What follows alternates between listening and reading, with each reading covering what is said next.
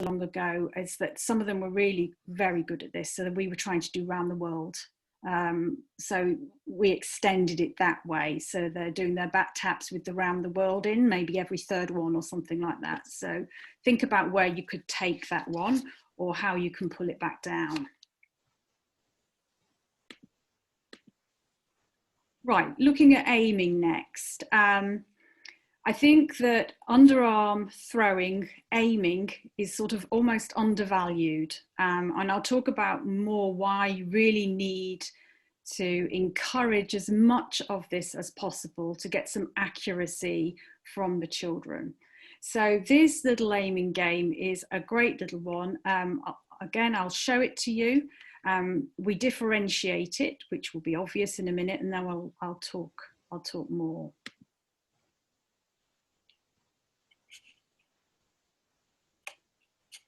So if we hit the cone, we add it to our collection. The rule is that if you hit it and take it back to your base, it's got to connect with the ones you've already got in your set.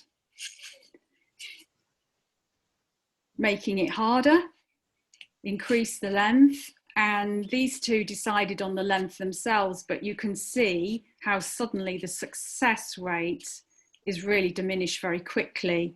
So it illustrates really nicely how the difficulty is, you know, it's much harder as soon as you go further apart.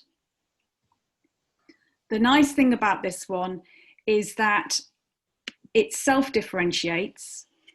If I'm quite good at aiming and I'm taking from my partner, their pile soon is quite small, which makes my job harder. And if somebody isn't as strong, their pile is getting progressively bigger. So it's a really nice one for differentiation. When I was talking to you earlier on about adapting it to other sports, I've done this with tennis as well, so that we've got a tennis racket and we're using our tennis skills to try and hit the set of cones. So you could adapt it that way as well. Think about where you'd put that game. So for your age group and your children at whatever level they're at, would that be a good warm-up for them? Is it your skill development session? Is it something that we've worked on that throughout the lesson and now it makes a good game? It's cone heavy for the group. So could you do that as a group of 6? Have 3 at one end, 3 at the other, almost like little rotation and a team game. So you could think about adapting it that way.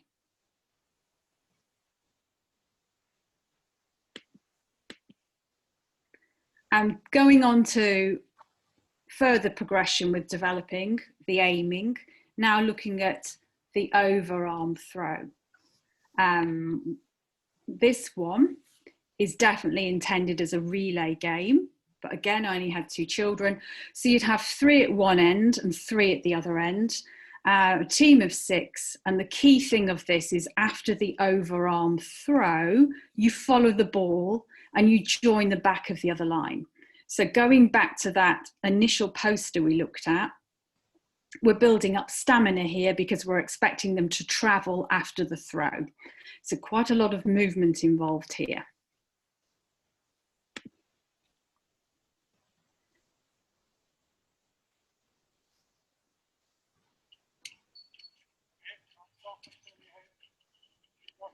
So these two are having to pick up balls as they go along, but you can imagine that you follow the ball, you send the ball, you follow it, and somebody at the other end has caught the ball, fielded the ball, and then they get to throw it back. So it doesn't quite work in my demo, but I think you can get the idea of how it would work.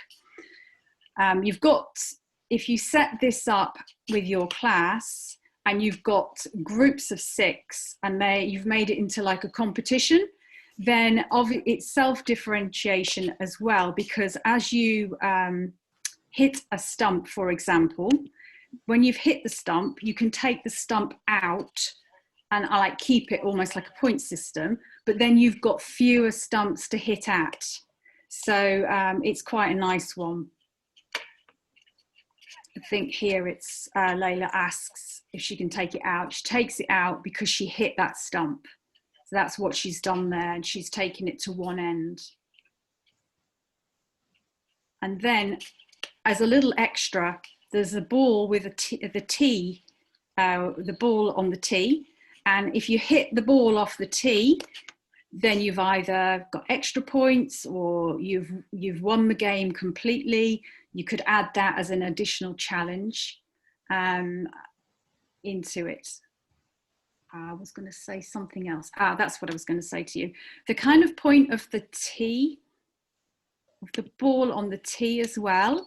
This here, it's to get the kids to think about aiming at the base of the stumps, which is one of our, cricket skill, is to be able to aim low down so that you do hit them.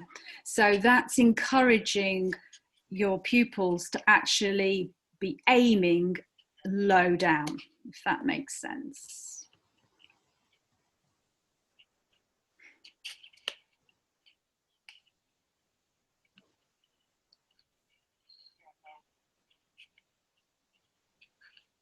Like that.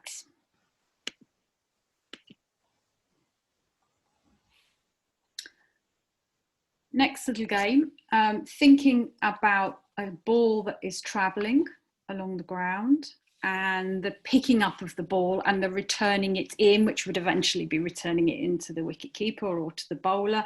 But just to get us thinking about actually picking up a moving ball. So let's have a look at this one.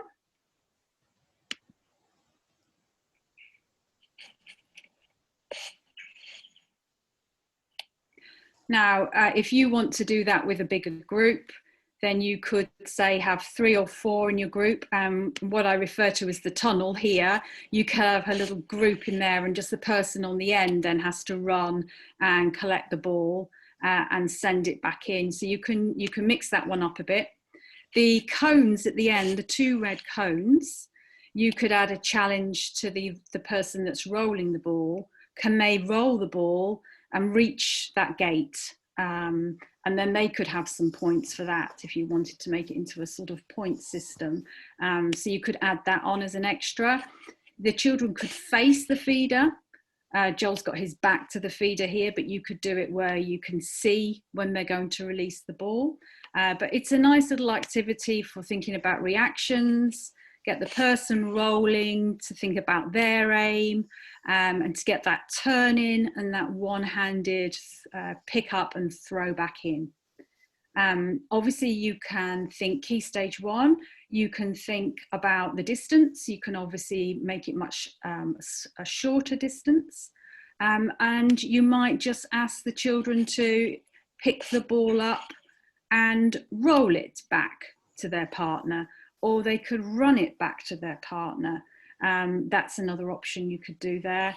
You could ask for an underarm throw, and to develop it with the bat even, your feeder, Layla, could actually have a bat and she could just try and knock it between Joel's feet if you wanted to change the emphasis to actually just having a little hit or a little push of it, like a hockey push, something like that as well.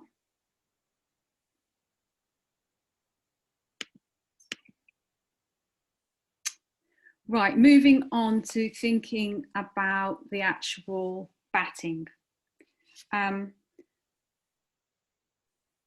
I think that using batting tees is so important and probably underrated. I would like you to make sure that you have got batting tees in your PE cupboard. At least 10, so that when you're working with a class of 30, or if you're up to a class of 35, 36, you've got one, hopefully between 3 at least. Sometimes we think about batting tees because we are used to playing the game 3 tees, and then almost we think that we should put that to bed because we did that in year 2. I think we should be using batting tees well into upper key stage 2. I'll just show you the video and then I'll explain why I'm a big believer in them. So if you haven't seen them, they're a little bit bigger than a cone. They're more sturdy than a cone, and so they work better.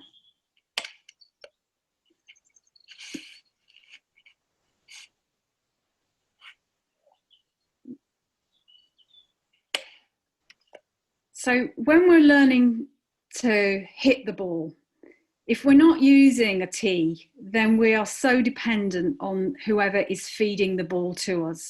Yeah. And I think you've probably seen in your groups when you're working in a class that you need somebody who's quite confident at feeding the ball in. Otherwise, the ball is going left, right, up and down.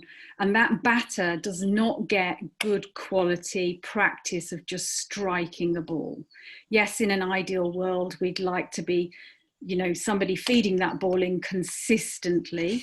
That's not the reality. So having the tees here, it just gives us chance to hit and hit and hit and hit, and that's what we need to be doing to develop. You agree with that? From a safety aspect as well, it kind of stops the children from creeping closer together. You've got a bit more control of, you can't hit the ball until I'm away, rather than throwing it, hoping for the best, ducking. So I'm a fan of tees. Gives you a bit of control, and the kids can then whack it as hard as they can. They've got the option choice. That's right. And when the tees move like they do here, if you use those spots, like Chloe's saying about the safety aspect, if you have a spot on the floor, the spot won't travel, so that when the child goes and collects the tee to put it back, then they will put it back on the spot for you, so you can keep that distance that you need. Okay. So like I say, if you've got, say, groups of 3, you've got 2 others at the far end that can field that ball and get it back to our batter, who can, can have so many turns and then move on.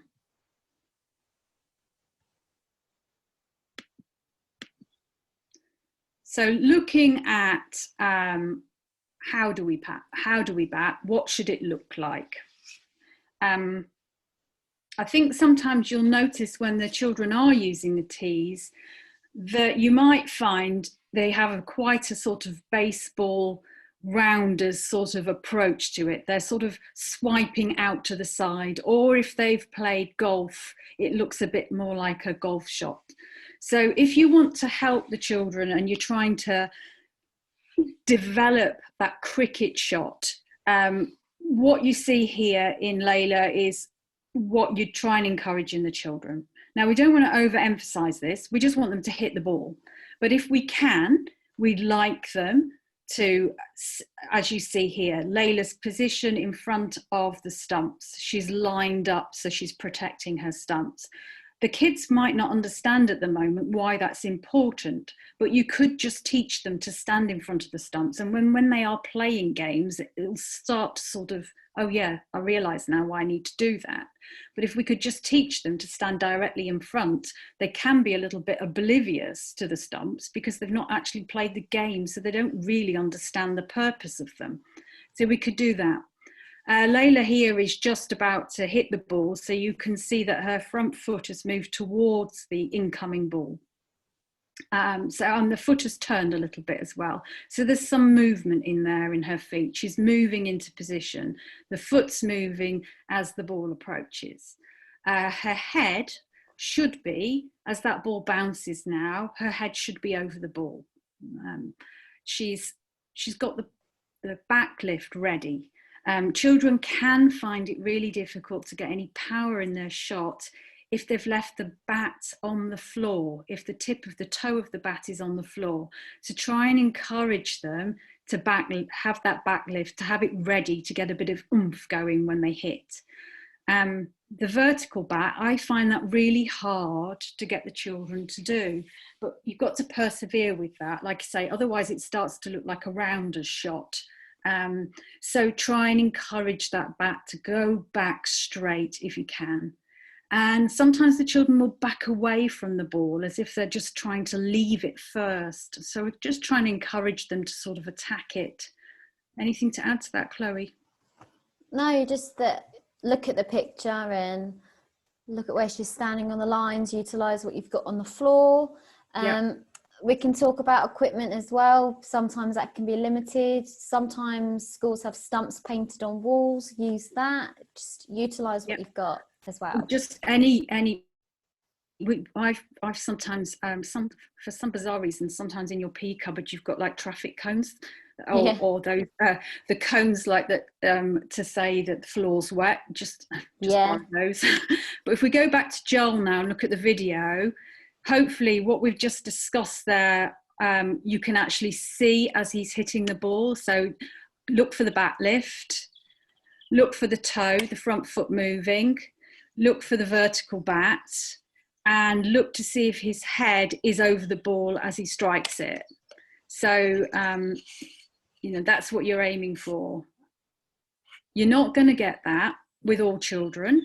It doesn't matter. It's more about hitting the ball. But if they are quite good and we can progress them and advance them further, there's some pointers for you for what to look for and what to pick out with the kids. Yeah, if they just think about the result, they don't want to get out, they'll work out a way of trying to get the bat through straight. I just make that clear for them, definitely. Just going back to that initial idea with the cones, with the tees, what I tend to do with them on this is to play a little game where at the other end, where the fielders are standing, you'll have a gate, you'll make a gate, I call them gates, but you've got two cones, and you can say to the batters, right, if you can get through the two cones through the gate, you can have extra points, for example. And then sometimes beyond that, if you can use your lines on the playground, if you cross that line, the one that's some distance away, you can get 4 points. So you can make these into little games as they're using these tees to encourage them to think about the direction they're hitting in, and sometimes just give them that distance to get that power going. Okay, so let's hit it hard now, let's cross that line, let's see if we can get 4. And then your two children at the other end, your job is to try and stop that ball from going over the line, or run forward and try and stop it going through the gate, etc. So just think about ways you can do that. And like I say, I've used these ideas with year 1 through to year 6. So progressing on, if we want to progress on and we're confident that the children are ready, we can now think about getting somebody to feed the ball in themselves. So we've got the drop feed here. If your children are still doing very much a swipe it sideways, I would not introduce it, because the feeders are likely to lose their knees. So it's quite important that you're confident that we've got the back lift and the bat is in a vertical position before you would introduce this. I think this is quite advanced, but again, maybe for the top end of your group, this is something you want to add in.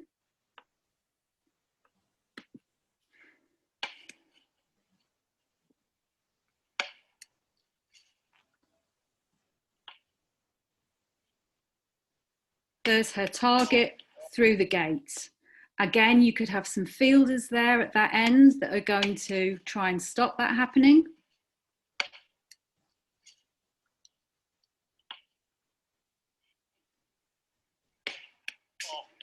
So Layla's right-handed, so look carefully as to where he stands to be safe. Just make sure you get your feeder on the right side there, okay?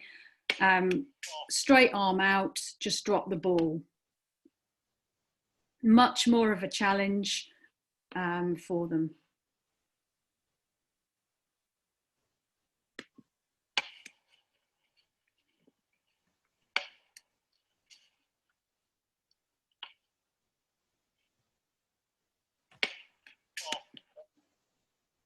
Okay, let's look at some bowling next.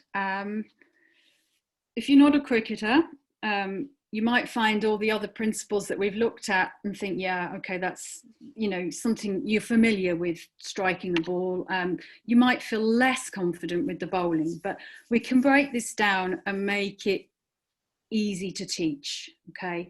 We'll just show you this little game first, and then we'll look at aspects of how to help get the bowling going. This game, again, will be in groups. It would be in groups of maybe 4, maybe 5, maybe 6. We've got one set of stumps at this end, and we've got a set of cones on the floor. And the cones are positioned because what we're trying to get the children to do is bounce the ball in that area. In that way, by giving them that sort of visual cue, this is where you're trying to land the ball so that it would then go on to hit the stumps. So in the game, if the children hit the cones, they can take a cone away. Again, almost like a point system, you've got 1 point. If they directly hit the stumps, they could take a cone away as well. It would work as a relay, and you would need somebody behind the stumps, a wicket keeper, that could then send the ball back to the group. So that's the intentions of how we would play this. These two are doing their best to make it work.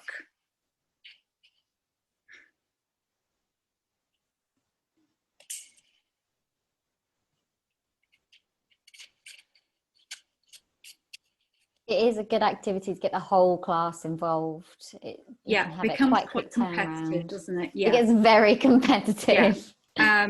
Yeah, it does get competitive, and the little cones I've put it at the end, that's just like the gate for you to travel through the gate and release the ball in that area.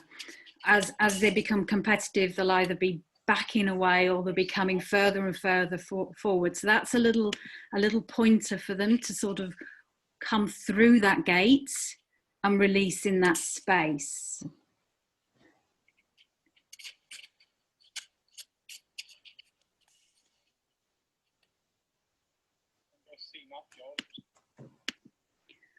Right, so if your children are not familiar with bowling and you need some sort of, just starting from the very, very start, what do you need to ask the children to do? So you're talking to them about making this star shape.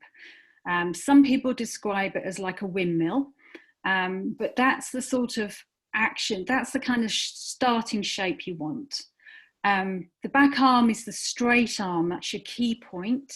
No, you won't get there with a straight arm for quite some time, but you can always be just reinforcing the fact that, yeah, we're trying to get the bowling arm straight. Doesn't matter if we don't achieve it, but we should be prompting the children to always be thinking about that. And as they progress, what they will tend to do, say in the previous game, sometimes I say to the person behind the stumps, you call it. If they're bending their arm, you just let them know, because we've not got a mirror. Okay, we might take the iPads out and have a look at it, but just give them a little reminder. Remind your partner that they need to keep their arm straight. Front arm, target arm, point it where you want the ball to go. So Layla should be pointing her front arm at the stumps. She should be looking as well at the target. Sometimes children do tend to get the head drops and they're looking at the floor. So you want them to keep the head up and keep looking at the target. And the back foot, as you see here, is just starting to lift because we're getting the movement from the back foot to the front foot. So getting some momentum going there. So that's, we've got the movement.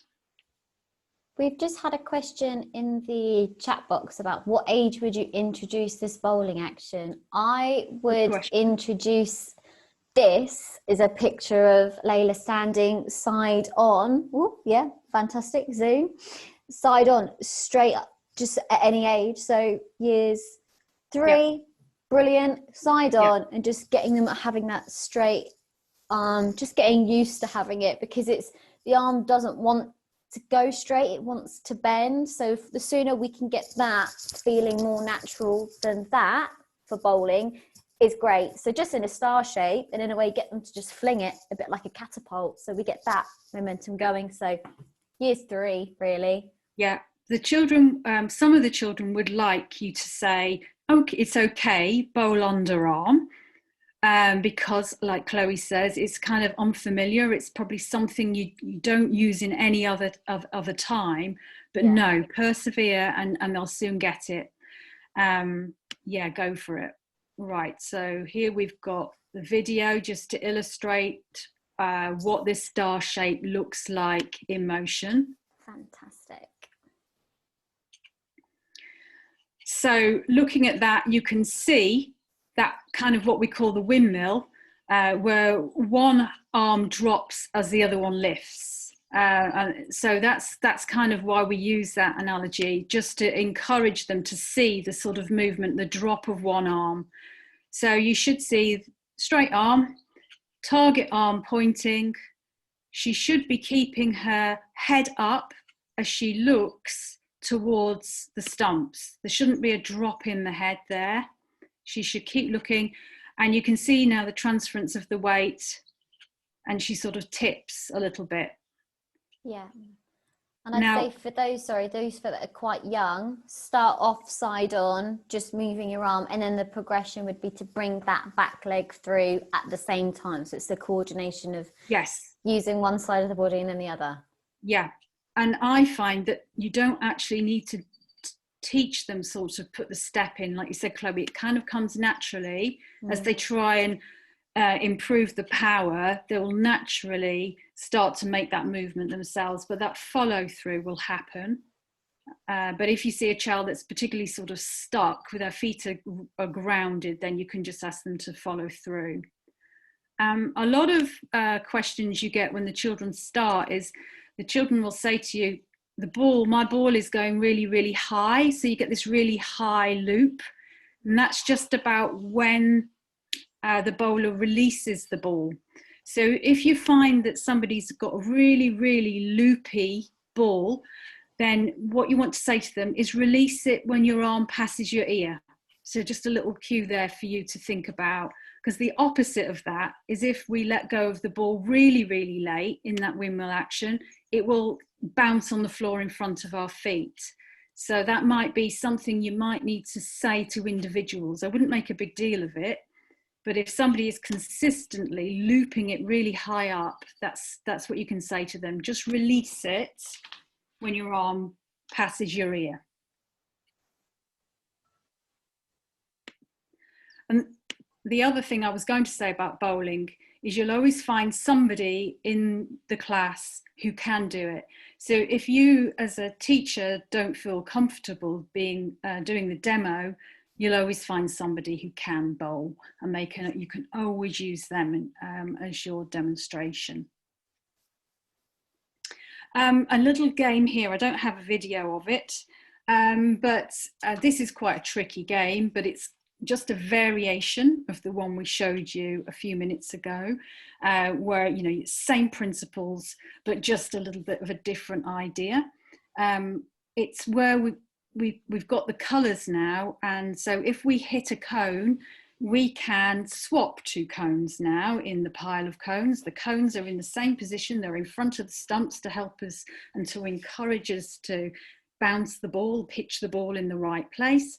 And now we can actually move cones, and you could play this against, you could maybe, if you had 6, you could have 3 in one team, 3 in another, and we're trying to get a little square, a grid of 4 of the same colour.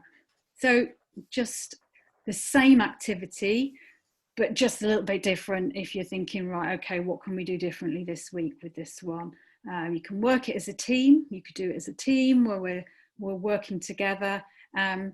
And we're doing lots of thinking. We haven't talked about much of that so far, but I think you'll see that a lot of the activities we've had so far, we can encourage a lot of communication, improve our thinking skills, get cooperative, and that's an idea of this one that you could do. Just want to add a little bit on catching. Nice little game. This one you do need a lot of children for it to work, so no video for this one, but it's a great little activity. Say you've got half of your children are holding a tennis ball, and I just get them to hold it above their heads. If you've got cones, it helps to spread your children out to begin with, and when they've got used to this, you don't actually need the cones. So the cones there are just for a bit of spatial awareness. So we've got 15 children with a ball held above their head, and we've got 15 children without the ball. So what happens is the 15 that haven't got a ball, they run to find someone who's standing still with a ball in their hand, and they call, yes, please. They then do a little sort of 1, 2, 3, catching the ball. When they finish 3, we've now got the person that ran to find somebody holding the ball. They stay where they are, they hold the ball above their head, and the partner that they've just finished working with has got to run into a new space and find somebody else that's waiting. Very, very simple little game, but it's really nice to incorporate movement into your catching practice. Can become a little bit dull if we're just catching in a stationary position. So this is a nice one. It can be your warm-up. It can be your end game if you've been working on that skill. So you can call it yes please. Sometimes I just call it 1, 2, 3, thinking about getting them moving around. It's also a nice one because you can use it for another, you could use it for basketball, we could be bouncing the ball to each other, we could use it for hockey, we could have hockey sticks, etc. So it's really adaptable one. I like that one. So just again, think about where you can use that. Right, so let's advance the catching now. This game should be played against a wall. We didn't have a wall. You might not be able to use this game in the format you see it because you haven't got wall space for lots of groups. It would be a relay. There would be, say, 6 of you playing this as a team, but it's a nice one as a warm-up. Again, it's catching on the move. What happens is if you get the catch, you're allowed to use the grid on the floor to try and make a row of 3. So it's a game of noughts and crosses. We'll watch it through and then we'll discuss it a bit more.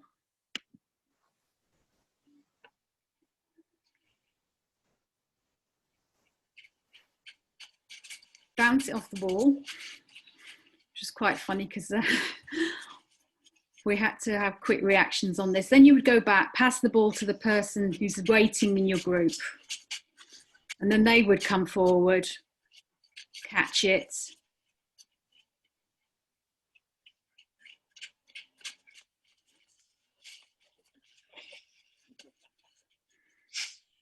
There was a bit of sibling competitiveness going on here.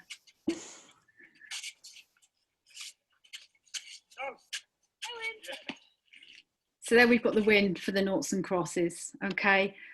So like I say, it's meant as a team game. Could be a nice little end of lesson game if you've got the wall. You could then make it more difficult. You could introduce a cone, or if you've got lines on the floor as to where they have to stand. You could then differentiate it. Some groups are going to stand closer to the wall. This group that are going to play this group, they're going to be quite a bit further back because they're more advanced. The noughts and crosses element adds another dimension of the kind of communication. It is actually quite hard when you're playing this game because you're so sort of relieved that you've caught it. Then you've got to sort of think about, right, okay, where do I need to move the ball, etc. For your key stage 1, maybe you could change that so that there's a hoop on the ground. And if I throw and catch my ball's allowed to go into the hoop, for example, as a little point system. So you could do it that way. That's another idea you could use for that one.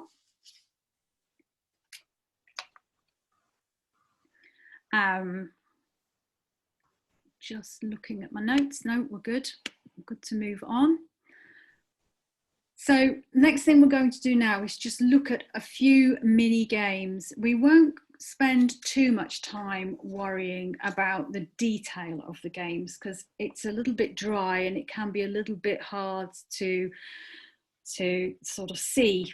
So I'm just going to briefly go over a few games that you might like to play. Now this one is a very, very simple game that you can play in a very small space. So I'm thinking of your halls and that you could get this to work. So in the space these two are using, you could have 6 children in that space playing this game. And this game has got no bat involved either. So on a wet, rainy Tuesday afternoon, you will still want to do a little bit of cricket safely indoors. If you've got some of those sponge balls, it works perfect with a sponge ball.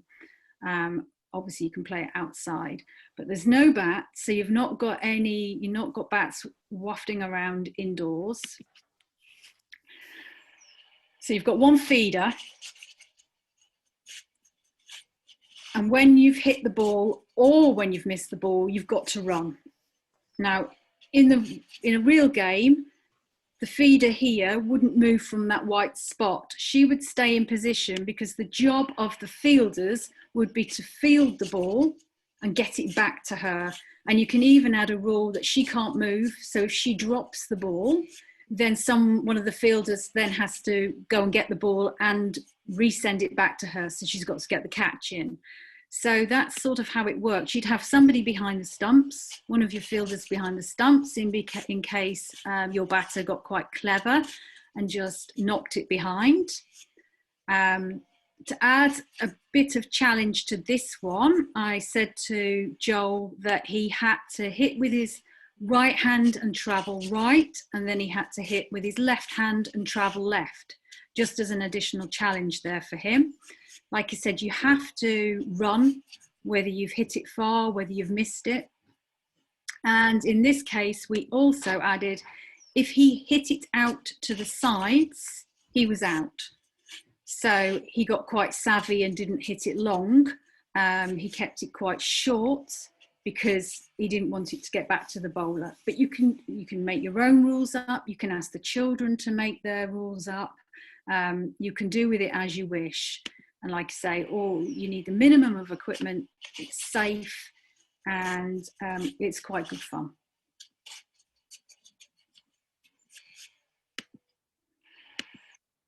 Now, just to go through some of the other competitions and team games you could play.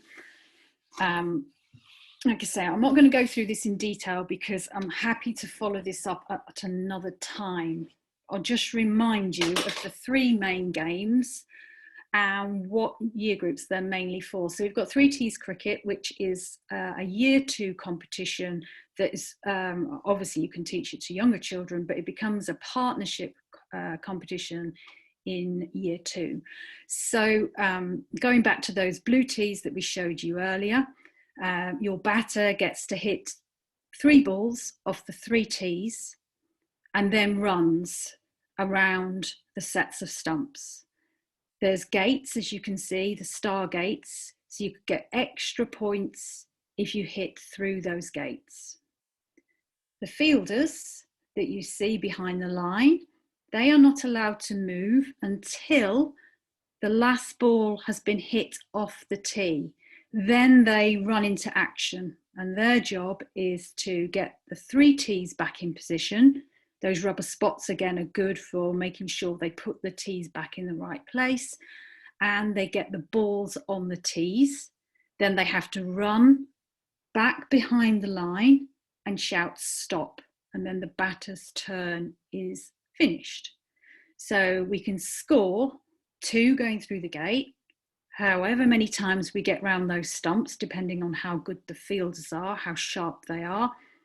And then we can add what we call the risky 6, that if the batter hits the ball off the tee, it goes over the line without touching the ground, an additional 6 points. But the reason it's called risky is because the fielders, although they're not allowed to move until the last ball has been hit, if it goes towards them and they can get the catch, they can take the catch and then they get a 6 added to their score. So when I send you your pack out, there will also be a competition pack that will include all these 3 games with the finer details of the rules. And also look out for any partnership competitions that might not happen this summer. We might if we're lucky, but look out for those in future. Great little game to be playing. Could do it as an inter-house competition if you wanted to this summer. Rapid fire is perhaps the one you're less familiar with because it's only been in sort of place for 3 or 4 years, mainly aimed at years 3 and 4, but that depends on the ability of your children. In this one, the two, the batter and the feeder, as you see in the diagram, they're on the same team. And what you get with that is you get an underarm throw from your partner who's feeding the ball to you, and that helps very much. You get a good, a good hit yourself because your partner is in their vested interest to send you an underarm ball, maybe if we're not going to bowl it at this level for rapid fire, underarm send. And again, you get, I can't remember, it's 4 balls, this one, Chloe, isn't it? Have I got that right? 4 balls. So your feeder sends 4 balls to the batter. The red players here, the fielders, again, they can't move until the last ball has been hit. And then they go into action because what happens is you've got 4 hoops and we need 1 ball in each hoop before the batter will stop running. And the most important point with this is that fielders cannot run with the ball. So we're encouraging those throwing and catching skills now.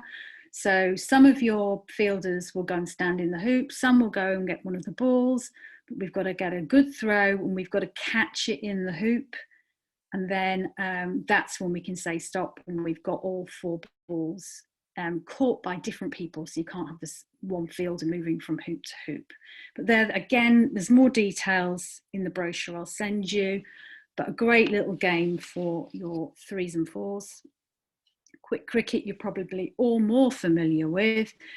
So I won't go into too much detail about this one because it is very much a partnership competition and the rules are in the booklets.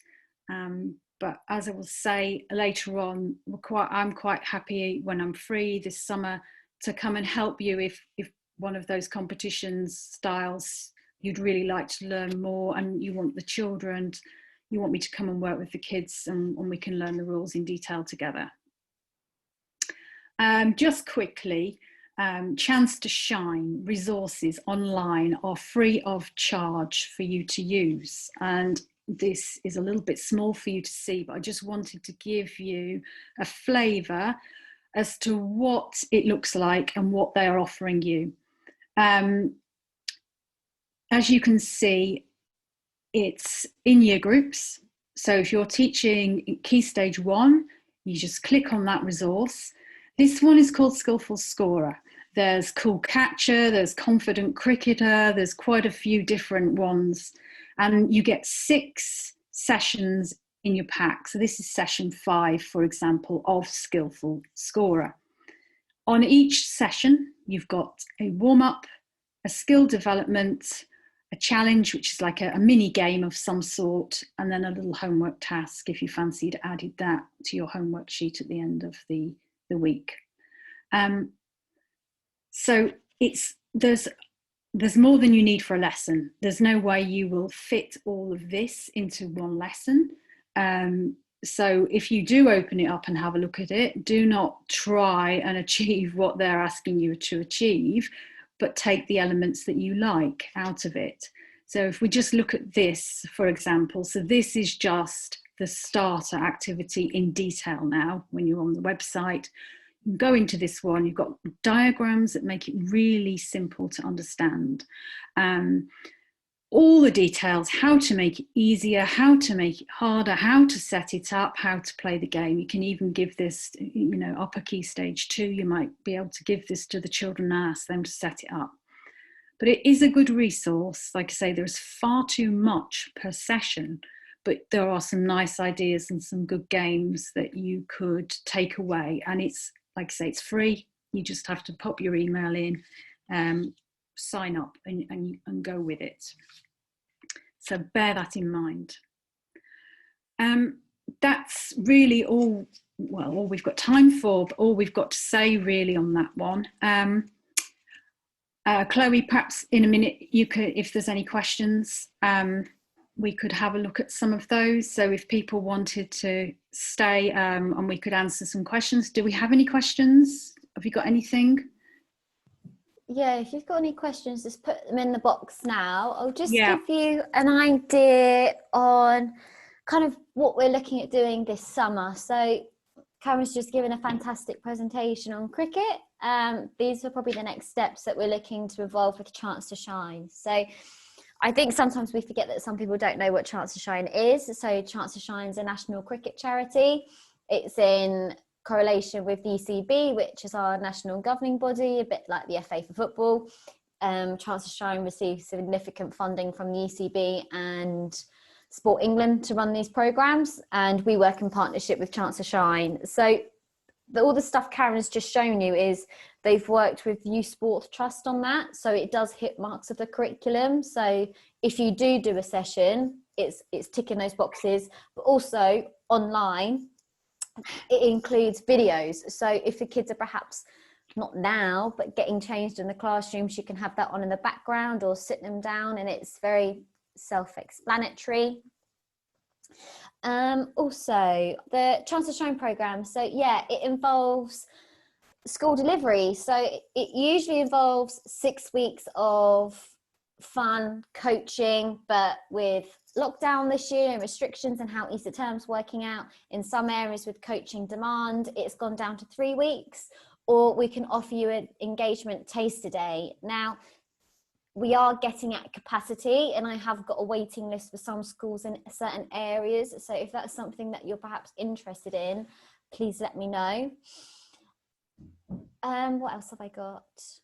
I think when we talk to cricket clubs, we talk a lot about getting links with schools and them understanding perhaps how schools work with cricket. But I guess for you guys, it'd be good for you to know how cricket clubs are working with youth. So this year, there is the All Stars and Dynamo programs, which are ECB national programs, which are being run at clubs.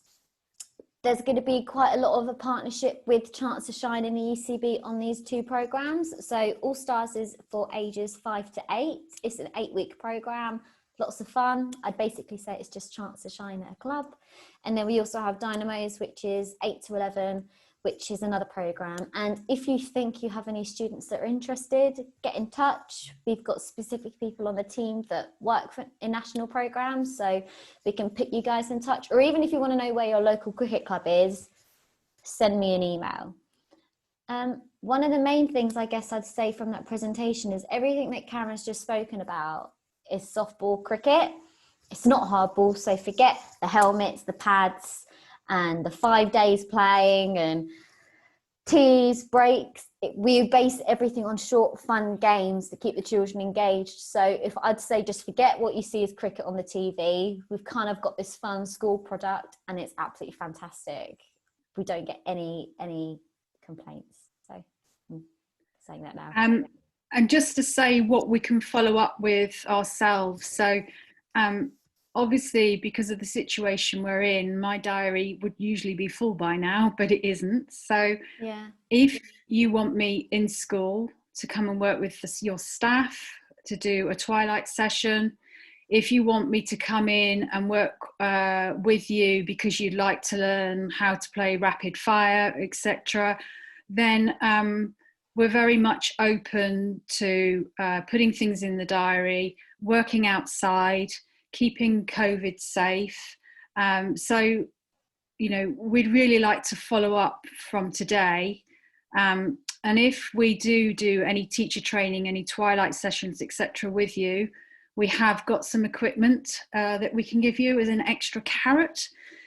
So please, we'd like to really hear from you, and we'd like to sort of carry on and move forward from what we've presented today. So if you've got any feedback, any follow-up requests, please email. You know, I know you're busy people, but if you can think it through and think of anything we can do for you next, please let us know. And just from me, if there's any feedback from the session today that you wouldn't mind emailing over to me, just so I know, you know, what you would have liked more of, or what would work maybe for other members of staff in your school, then please let me know. Yeah. Okay, Chloe, anything on the questions side before we finish? Yeah, we've got 2 questions. First one is, will the slides be shared over by email? So yes, we are sending all the resources and the competition packs afterwards. I think we'll also send a portal sign up link, if that's okay. And also we've made some resources on our YouTube channel as well. So we've got some videos on there. The other question, how we can replace some of our worn out equipment. So Karen's already just suggested a scheme, get a teacher training session done at your school. We've got some kit bags. We're kind of using them as an incentive to try and build up the teacher training that we've currently got. So again, speak to Karen, try and get a date in with that. If not, I'd say speak to your local cricket club.